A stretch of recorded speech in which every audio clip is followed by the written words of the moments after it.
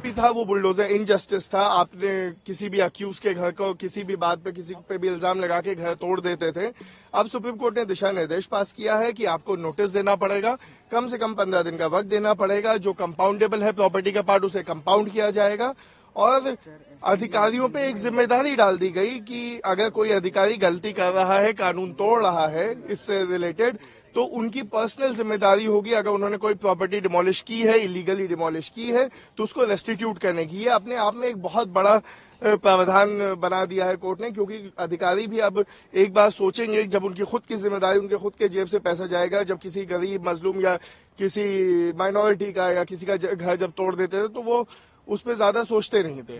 Sir, supreme court ने कार्रवाई में भेदभाव की भी बात कही कि कुछ का घर तोड़ दिया जाता है, कुछ के घरों को छोड़ दिया जाता है। इस पर क्या सुप्रीम कोर्ट ने साफ तौर पर कहा? सुप्रीम कोर्ट ने साफ कहा कि अगर एक जगह घर है वहां पे और आपने एक ही लाइन में घर, आपने बस एक घर पकड़ा उसको तोड़ दिया, तो ये दिखाता है कि एक भेदभाव है। अगर एनक्रोचमेंट है उसी लाइन में बाकी घर है तो वो भी एनक्रोचमेंट है।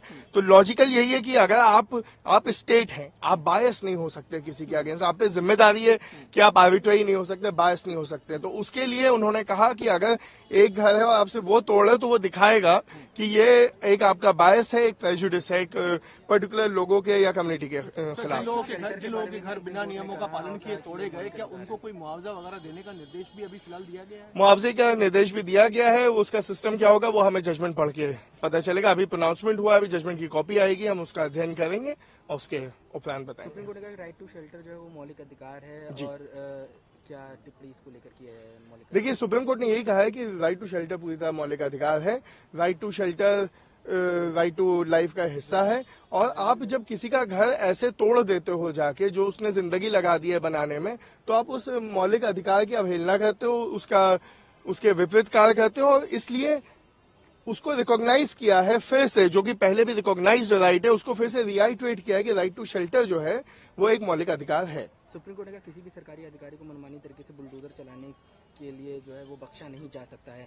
सरकारों की मनमानी को कड़े कानून बनाकर निपटना होगा, ये भी सुप्रीम कोर्ट ने कहा है। जी, एक बार तो सुप्रीम कोर्ट ने ये कहा है कि देखिए, पहले तो जो मैंने पहले भी कहा कि पर्सनल लाइबिलिटी जहां डाल देते हैं आप अधिकारी की, तो इन सब चीजों पे एक रुकावट आ जाएगी। साथ ही साथ हमारा केस था कि आप नोटिस भेजते नहीं है। मेरा क्लाइंट गणेश गुप्ता था, जिसका जहांगीरपुरी में जूस शॉप को डिमोलिश किया गया था।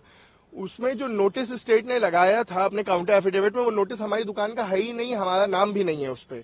तो ये एक बैकडेटेड नोटिस कई बार लगा देते हैं, गलत नोटिस लगा देते हैं। अब इन सब चीजों पे रोक लग जाएगी। अब इनको सीधा सीधा उठा के डीएम साहब को भेजना पड़ेगा कि हमने ये नोटिस इस तारीख को भेजा। उसके बाद 15 दिन तक, उस नोटिस के रिसीव होने के बाद 15 दिन तक का टाइम होगा उसका जवाब देने का। वो नोटिस घर पे चस्पा भी होगा, ये नहीं होगा कि सिर्फ भेज दिया, वो चस्पा होगा, प्रोमिनेंटली दिखना।